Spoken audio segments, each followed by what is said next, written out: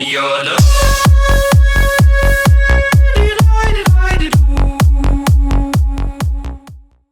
the mid lane, but yeah, Cloud9 have a lot to prove. At the same time, they're like zero expectations for Cloud9 right here. They can go in and just play fairly freely and show what they can do. Well, 3 bans already in, gents. Mordekaiser's out. Azir once again banned by AHQ. Rek'Sai and Ryze from Cloud9. So seeniT targeting some very specific champions with at least another jungle ban, hitting maybe the weaker area of Cloud9's team. Yet another Azir ban. That is no surprise for AHQ. Even with the nerf to Azir, it is somewhat expected. And there are more unknowns on the side of AHQ than any other team at Worlds for pick and ban, because the last competitive patch they played on was 5.13. They ended their season so long ago and qualified as the #1 seed. It will definitely be revealing what they decide to do in this champ select. Both Gangplank and Lulu will be open. And instantly, as I say, Cloud9 locks in the one that was left. That is the 3 picks we keep highlighting: Mordekaiser, Gangplank, and Lulu. Obviously, AHQ will still have a chance. Not to get an Elise, sadly, for Mountain, but he's played a lot of Gragas back in the LMS. He likes these big bruiser here where he can stay alive a little bit and wait for his team then to move from the lanes and join him in these invades. He likes to do, like, Mountain is a jungler. He only goes one way, and that's forward. I never seen the guy retreat from a fight. He's always first man in, and he stays in there, and he keeps fighting. Traditionally, standing at the end of it as well. AHQ have been incredibly dominant in their region, only dropping 3 games all summer long. You contrast that to Cloud9. It was only 3 series they managed to win all summer long. Maybe it's an overstatement. And in those 3 series, they dropped more games than AHQ did in their entire split. It really feels like a David and Goliath matchup, but we'll need to see what AHQ do. Kalista and Braum, 3 seconds left. It looks like those will be the picks. Yeah, like these 2 very strong picks for AHQ. Don't get one of the real big power picks, but Braum, I think for support, is definitely up there as a must pick in almost every single game. And of course, Kalista, while she's not perm ban anymore, she's still a very, very strong laner. And AHQ as a team will constantly force fights around that bottom lane. Ziv will TP down, Mountain will gank it, and Westar will roam. So having a strong lane, at least where you have early kill pressure, is very important for their early fights because they have to snowball. So Cloud9 need to think about what they're going to lock in. The Braum's also a steal. Ooh. Early lock-in, and it is a Morgana, most likely for Lemon. Couple of interesting things about these Cloud9 picks. The Morgana is what Lemon Nation ended up picking after he shied away from Karma, which he seemed really attached to. It's also an old school counter pick to Braum. I never considered it a counter pick, but it's actually very good against it because you can black shield the stun from the Braum. Additionally, Lee Sin as a champion high has put a lot of games on. It's a champion we expect to see a ton of jungle prevalence throughout Worlds here.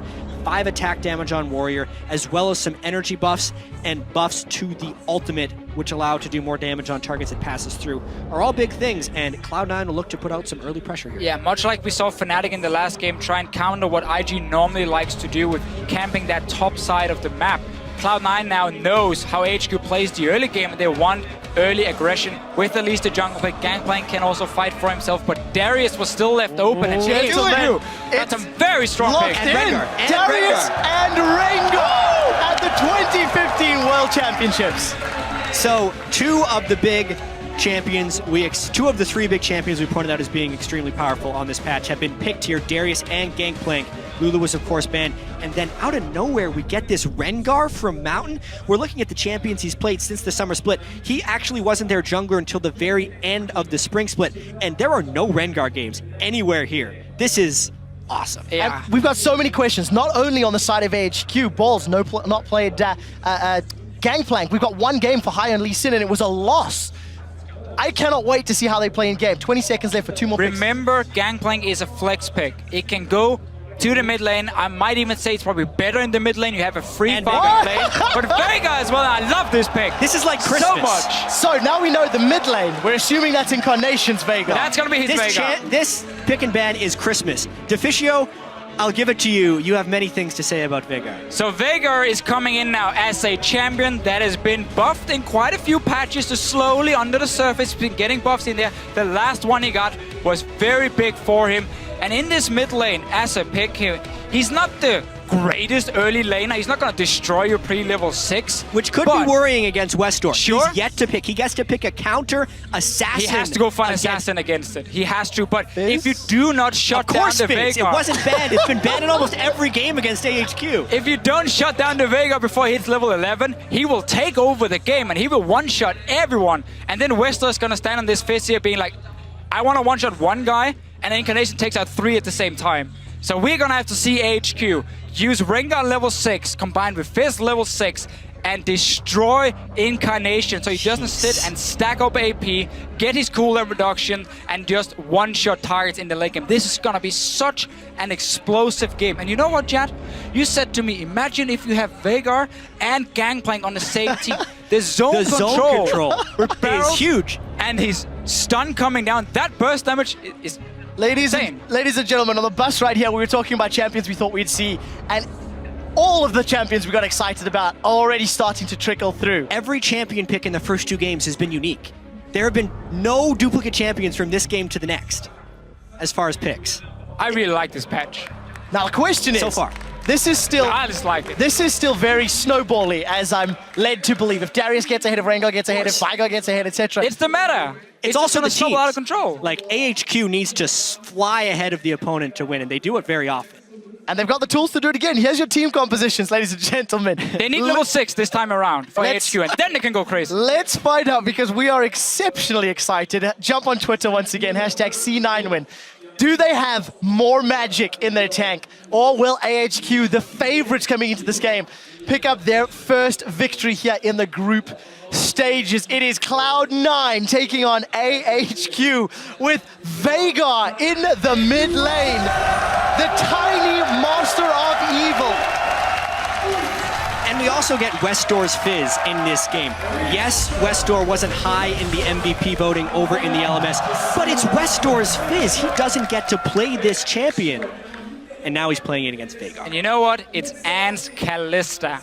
So AHQ, when they have these early fights in the bottom lane, they're looking to give Ant the kills, and of course Westor whatever he can pick up. But late game, you might just be one-shot by Incarnation. Westor's Fizz is 4-0 in their last 31 games, played with a 15 KDA. Yeah, and it's been banned 26 times. Well, picked away one other. Anytime there's a game with Westor, Fizz shows up and picks her bans. Now, for Cloud9, we mentioned a little bit how the Lee Sin pick, they want to try and counter some of the early aggression. But for me, the Gangplank and Veigar, that is where Cloud9 wants a bit more time before their composition really kicks in. So for them, you gotta play safe in the early game. You gotta be able to predict where HQ is going. Because once you hit 11 and get rank to ulti and rank 3 of your E on this Veigar here with the stun, grouping is going to be so powerful for them, and I don't think HQ will be able to respond against that. We'll find out if they get a chance to respond to Fisher. We're almost at 2 minutes. Lane swap seems to be initiated by Cloud9. And coming into this, we talked about how maybe a lane swap could have helped Cloud9 overcome some of the tower diving and team fighting strengths in the early game from AHQ. But some of their champions will struggle a little bit. I know there was a discussion regarding Lee Sin and his effectiveness or preference in lane swaps. Really late invade there by Cloud9, but it seems to have actually pushed AHQ down just a little bit. They won't be starting Krugs, and in fact, Cloud9's going to get to start the Krugs. I actually feel like that's an incredibly small win for Cloud9, being able to start on the opposing jungle. So what both teams could look to do, if you value getting that early experience for your AD carry and support, is you fast push the first 2 waves and then you bounce it on the tower and you freeze it from there, and you try and just get a high level AD carry who can 1v1 the enemy top laner. For now though, both teams obviously instantly in. You see Albus on the bottom side of the map warding up the jungle of Cloud9, because now they gotta make sure that High and Balls can move down and start farming on the side. But we see Cloud9 already sending members. You have to respect this roam right away. Whenever there's an AD carry, the support goes rogue. And Albus now looking to do a bit of an invade into the bottom jungle. Slightly vertical jungle, but actually if High doesn't make it over quickly, he's going to be counter-jungling pretty hard. So because Cloud9 up in the top side of the map saw where Rengar and Darius were starting, they knew they were really far away from the bottom side, and that's why they can send Balls in here. But High, as you said, he needs to be down there as well. Otherwise, HQ can just focus and dive. I don't think Cloud9 actually saw the jungle start. They walked through a ward, but then Darius and Rengar dodged below. We'll see where the Cloud9 will be able to respond. Ziv is going to teleport up top, and every time we... High is lost here. He went in, they did not know he started red, so that's why he late warded the red, right, and now he's going down to his own jungle. But because he made the quick reaction, Mountain is also not able to counter jungle red. So, one thing I do want to keep an eye on, every time we look middle, by the way, Incarnation farming with that Baleful Strike, he's already got plus 10 AP for free, and I want to track just how high that goes. You want to know the funny thing about Veigar is you don't even need that bonus AP. Just from standard items, you get so much damage because you have a 1-to-0 scaling on your ulti and on your W. So late game, you're just such a monster. It's more about even the stun duration and the cooldown of your stun, blocking such a massive zone and making it very difficult for Kalista to jump around in a fight. With all the early game action, Balls is the one that's suffering 7 CS in contrast to Ziv's 14. Lemonation did back earlier after doing those cracks to help babysit Balls in this lane. And we've got an interesting 2v2. It's a very different lane swap compared to what we saw in the last game where Fnatic were fast pushing from the start and AHQ tried to freeze one wave and then send down people to defend. Backfired completely because they were so late. Here we see both teams kind of being happy, just trading experience on top and the AD carry. We see up in the top with Darius being in the one-on-one lane. Yeah. High instead looking for a player on the mid lane. We're not expecting Mountain to do anything pre-6, and Wester's going in. He's gone in aggressively, and that might be brave. Event Horizon is flashed as Westor gets past the Christmas bells. Oh, Dark Binding connects on Anne, but there's no follow-up. Exactly, and also they can just put up the Braum Shield any time a Binding lands so the balls can't shoot through. These are actually really favorable lane matchups for AHQ early in this lane swap. Ziv on Darius should be able to farm up just fine with Doran Shields and 4 health potions. Additionally, Ann and Albus can really punish Sneaky and Lemonation, or sorry, Balls and Lemonation in that bottom lane because of the Braum and because of the melee versus range discrepancy. Yeah, never been a fan of the lane swaps where you just trade AD carry for top lane experience. I think top lane has always benefited so much more from getting an advantage. Now in this case, you can see Cloud9 are swapping back. So before it gets completely out of hand, they want to get it back to standard lanes. I like the little play though from high around the mid lane, because you saw the minion wave were pushing slowly down to Incarnation. That meant Westor, he had to overextend to keep farming as a melee champion, and therefore High knew there was a chance he'd get in, and he forces a flash, which can be key now that Westor will be under more pressure, and Incarnation is soon hitting level 6. Now, of course, Incarnation is going to have that freedom, thanks to his opponent not having flash. I want to mention Balls going toe-to-toe with Ziv's Darius. We've touched a lot on the Gangplank and the Veigar, but Darius is a champion we've not seen in the West at all. He simply became relevant after the patches, after the tournaments had already ended. What are we expecting out of Darius? He is tremendously strong in melee versus melee matchups. And he's also very swingy in lane. The fact that Balls has had to swap back into this lane with Ziv having a full level on him as well as double CS is putting him in a situation to fail. So Ziv will actually have a large amount of lane pressure and should be able to bully Balls' Gangplank quite substantially here. It was just such a weird start for C9 with taking that camp and then slow pushing it with Sneaky up on the top side, so he barely got an XP advantage over that top laner on their way. So Ziv just picked up so much extra farm, and he's going to continue to be a bully. Level 6 is where he really starts becoming extremely hard to deal with, and he's one of these champions that if he gets going, he can just snowball completely out of control. It's why teams like playing around the top lane. And we had a question regarding Ziv and his champion pool coming into this tournament. He used to be mainly the tank player, being the main engage. He's on Darius, he's on a carry, and so far it's looking good for him. Well, in my opinion, Darius as a top laner has the most overlap between tank and carry. Maokai or Gnar or Shen, the things that Ziv played a lot of in the regular season, are full tanks, but Darius generally builds tank items, and then if he gets Noxian Might up, will gain upwards of 200 attack damage in the late game and become the carry. So the textbook juggernaut, I would say, for Darius. The standard build we see from me is Black Cleaver and then often Dead Man's Plate coming in as well. And I think that's an extremely powerful item on this patch here, giving him a bit of movement speed, and also if he stacks it up to 100, of course, that first hit where he gets the extra damage and a slow is really good for a fairly low mobility champion like Darius.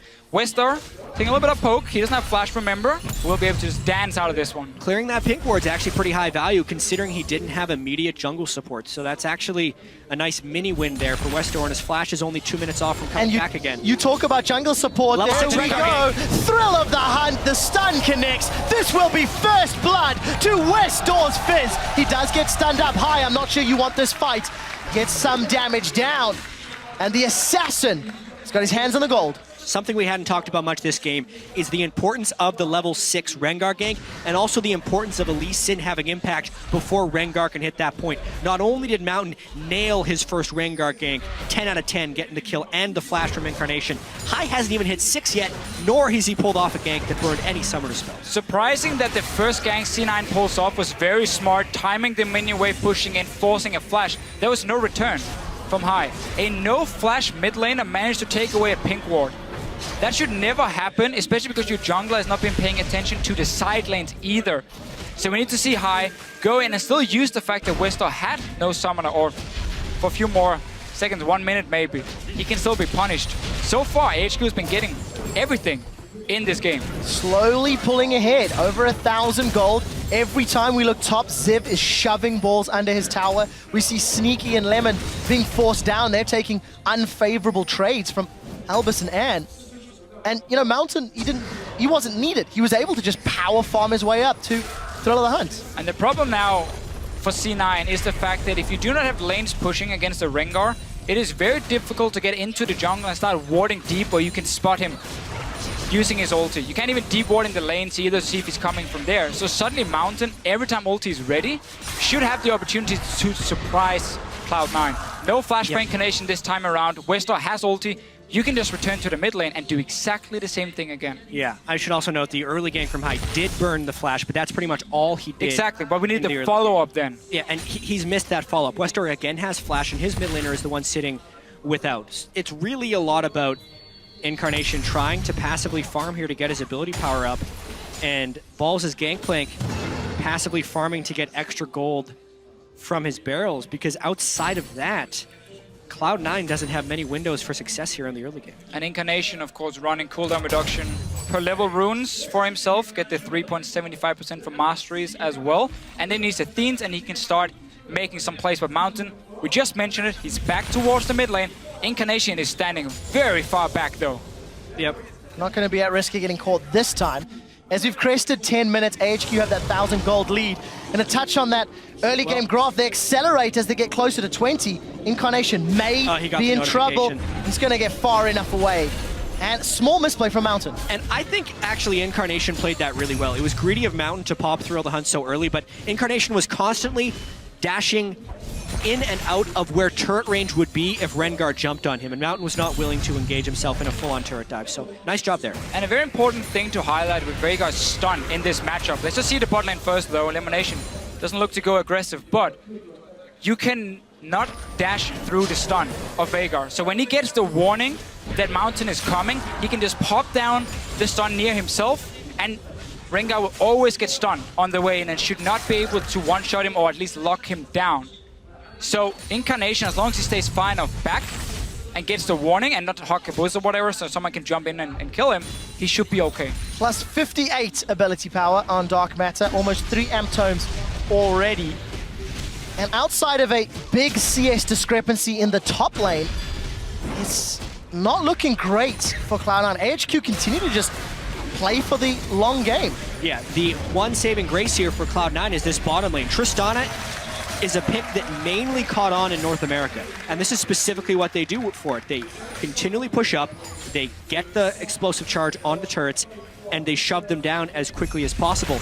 Even though seeniT was top lane for the early start of that lane, he still gets the turret, and even though the rest of the game was going towards AHQ, that turret gold is going to come in really handy if they can withstand the rest of these ganks. Well, Mountain wants to get balls. Apprehend connects, as does the Decimate. That's a flash away. The teleport from Incarnation gets cancelled by Chum the Waters. Westar gets away. While all that is going on, Lemon, seeniT, and Hai take Dragon number 1 after taking Tower number 1. Yeah, Mountain wasted that ulti in the mid lane before, so didn't have it ready for the dive up top, and then C9 using all the globals they had ready. Hai just making Westar use a bit of mana, and now he cannot clear the wave because they're already pushing on it. And Cloud9 is rotating around seeniT to get the explosive charge on turrets as quickly as possible and trying to punish the low wave clear of the Fizz mid. Cloud9 is still very much in this game, getting the dragon, avoiding the dive in the top lane, and also getting that bottom turret. It is putting the emphasis on AHQ to start fights, which shouldn't be a problem, but they haven't found the fights yet. One of the main things for Tristana when she became a pick was that she was good in lane against Kalista. You could out-trade the Kalista with the early trades because you had your E doing the physical damage. And then once you get towards these towers here, because Kalista is a fairly slow wave clear and basically very limited before Hurricane with the wave clear, Tristana will always get the 4-5 hits with the bomb exploding. So C9, when you have a Veigar, when you have a Tristana and a Black Shield, that's a very, very strong siege composition for them against absolutely no defensive wave clear on the side of AHQ. So AHQ are looking to open up the map soon and start fighting. They do not want a longer laning phase. They need to start getting these roams and creating these picks. Otherwise, Cloud9 can just easily group. Incarnation is getting very close to his 11, and then suddenly it becomes very bad for AHQ. Well, AHQ do look to secure their first tower in a moment or two. Their next wave is busy conga lining down. Balls still 35 CS down. But while he's unable to defend top, AHQ are under pressure middle. It looks like Lemon will be aiding Incarnation, and High's just waiting in the wings. So what Sneaky wants to do here is push up the bottom lane to apply pressure and force someone to defend, and then he can just rotate to the mid lane, group up with Incarnation, and take down this mid tower. You can see him already move away and start moving through the jungle, or at least trying to. Then they spot Rengar on a lot of these deep wards, and now he can safely just jump away. Very, very good wards from C9. They know which lanes to play around, bottom side and mid lane, because those are the outer turrets you're aiming for. Let Balls just try and farm whatever he can up top. So Mountain's first ultimate was fantastic. The following two, optimistic. Yeah. They've not paid off. Just a quick difference in their item builds as well. Moby Boots, both warrior enchantments. Moby Boots for Mountain versus the Sightstone for High. So still fairly squishy on both sides of the jungle camp. And this would normally be the time in the game where AHQ would be taking advantage, but they just strictly don't have the wave clear, and that's the stun! Oh, he's down! Sneaky gets the kill, even an assist for Balls. They're gonna turn their attention to the tower as that cannon barrage helps to clear the wave. C9 might be behind in gold, but this composition when it gets to siege on a tower is so deadly. You see the stun, the chain CC coming, and you just burst down one target. They are so far ahead in map pressure as well. Oh! Westor would have to fight, and they just keep chaining. Cloud9 is on a rampage. Oh, there we go. Wait for Eventhorizon to come back up, and Incarnation will say, I'll have another. They've decided to back away for now. Look at Westor. He was in the river. And because Ziv was called down, Balls gets free time in the top side. The pressure and the tempo is so heavily in Cloud9's favor, it is catching AHQ way off guard. AHQ in the LMS is used to playing a laning phase where they always get slightly ahead. They're then used to getting out of the laning phase and just take team fights left and right, and they win them and they get so far ahead of the other team. Now, they're suddenly against a group of guys who can simply move up to a tower as a unit and just slowly but surely they look for a pick or they just take down the tower, and AHQ needs to respond by flanking them and getting a massive team fight. And this game could very easily become a bloodbath with the way it's progressing. Both teams have multiple turrets down, and LMS, much more than North American or European LCS, fight over the dragons, specifically if the other team is trying to chain them. It was actually really strange that Cloud9 was able to get that first dragon, which means AHQ is putting even more priority on preventing the second one. And since Cloud9 does have turrets down already, the next course of action would be to start securing those dragons. This fight in 90 seconds could be massive. Level 11 for Incarnation. He's got 120 bonus ability power thanks to that passive on Baleful Strike. And we did see AHQ grouping around the dragon. So for Cloud9, where is their next move? Mountain does have Thrill of the Hunt on, and he's thrown it down. Really poor ultimates after that first gank so far. I mean, what was he hoping to accomplish with that? He ulted and he wasn't willing to face check in to get vision because honestly, he may have died. I think he was, also just checking. Is there anyone hiding around here? Do I get a marker? Do I get a warning? But it does mean for the team fight now, near this dragon, it is not there. And the way for AHQ again to engage, just highlighted, they have to be able to flank in. Otherwise, Incarnation can just land the stun, deal the damage. Oh, that was so close. If Westor jumped in, that Primordial Burst could have just insta-gipped him. I will say, from the earlier push that Cloud9 did on the mid lane, it does feel like AHQ is not well prepared for this Veigar pick. And Incarnation has put a lot of practice in on it. Jack, who would be prepared for the Veigar pick? It's Worlds. You have to be prepared for anything, and this is the value of some of these different picks. Whether or not you can find the proper counters for Veigar, this is what's looking like close to the first Westor and AHQ have seen of it. 2,000 gold ahead. Cloud9 are after falling behind at the 10-minute mark. Dragon and Vision, way north of Dragon, is fully secured. Cloud9 should not be surprised. But look at Westor Mountain off to the left-hand side of your screen. And this is another beautiful thing about this Veigar pick is once you start fighting around objectives, your stun can just cover a complete entrance. How on earth is AHQ gonna walk into this Dragon if they walk straight into the stun? They might have to. They have teleport on Ziv, and they're giving up the second Dragon already. Cloud9 with a fantastic performance. Let's be honest, surprising many. A lot of people anticipated AHQ to do well, and this Veigar pick has thrown the game on its head. Incarnation gets caught by another Chum the Waters. Flashes defensively high, forced to safeguard out. We did see the Glacial Fissure go down, as well as the Cannon Barrage. And at the end of the day, a lot blown for nothing. TP used from Ziv as well, but it quickly cancelled, realized there was no fight to be had as C9 already jumped out. But we mentioned this in Champs, like we talked about it during the early game, how for Cloud9 it was just all about not falling behind in the early stages of the game. Wait for Incarnation and wait for seeniT to scale up a little bit and then to start sieging away. And as you said, Jad, before, AHQ so far have been looking for a few picks with Mountain, but he's been very far from finding anything. Yeah, Mountain's Rengar has not been impressive. His first gank was good. Everything after that has completely missed the mark. The deep wards from Cloud9 are in all the right places to stop Mountain from being able to push. And despite, here's the huge thing, despite balls going into that top lane against a Darius, beginning down 20 CS and a level, he was down 40 to 20 and level 5 to 4. And even though he lost his turret early on, he's stuck right in there, and he's been able to use his global somewhat offensively. Huge credit to Balls' Gangplank, his most played champion in Korean solo queue during the boot camp. He is doing good work against Ziv, AHQ's strongest player.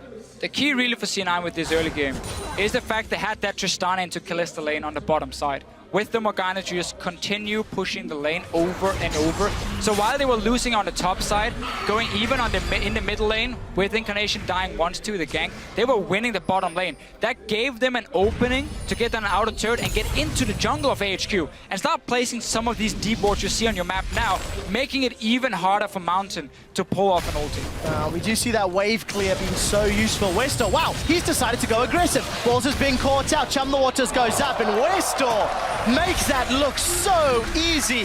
But Cloud9 said they want to fight in the mid lane. The dunk faster Darius is about to get dunked. It's seeniT that gets the kill. Now we've turned into a 4v4. We do see Mountain jumping in, but he immediately has to flash away. Exhaust reducing all his damage. Event Horizon has come back off cooldown. seeniT's trying to be focused by Westor, but it won't be enough. That's the second kill of the fight for seeniT. He's burning. He needs to run away. Another binding. Gets caught by a dark binding, and High goes in, but it's Incarnation that secures the kill credit. 5-2 and 4,000 gold up. And Cloud9 is actually thinking of turning on to Baron after this. This is a risky call. That was a great chaotic fight win by Cloud9. They got balls coming in with TP. And is the only one in the mid lane. 3 others are dead. This is Baron at 22 minutes for Cloud9. They will take full control of the game after this secure. So we see two things from AHQ as well. We saw Westor split pushing, getting a kill onto Balls. That's one of the ways they can get back into the game. But then the rest of the team were caught sleeping in the mid lane. High gets the engage.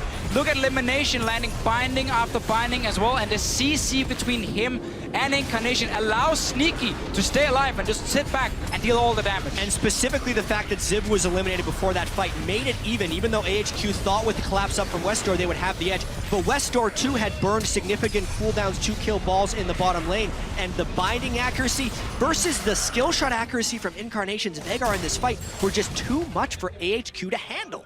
And we're just getting later and later into the build for Incarnation.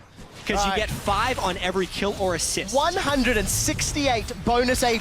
Right. Currently, Incarnation has 497 ability power at 22 minutes. A Baron as well, and they are now sieging the inhibitor turret. It is down. This is exactly why Tristan is such a big pick in the North American LCS. The instant you get an edge, you get to someone. He spots him. He found Mountain! And Mountain's jumped in, but he's down. It's Balls that takes him out. Ziv got stunned by the Event Horizon, and he's forced to flash away. Sneaky goes in aggressively. Red buff is ticking. Buster Shot gets eaten by Elvis as Ann eats a huge crit for dinner. The inhibitor will be dropping, and there are minions pouring the bottom line. They might go for the end. That's 20-second death You got numbers on Baron two. buff, you got West Door has no Tristana. ultimate. Keep pushing, keep pushing. And they are pushing. Nexus turret number 1 is being focused. Another the stun! Event Horizon catches West Door, and he may need to take the door. The exit. Cloud9 look for the second Nexus turret. It is being focused down. The satchel charge is on. It's ticking and burning. That drop will drop shortly. The Event Horizon catches Ann, but he is able to QSS away. Second item QSS. There is no damage. Cloud9 are on the Nexus, and they will take down the number 1 team from the LMS.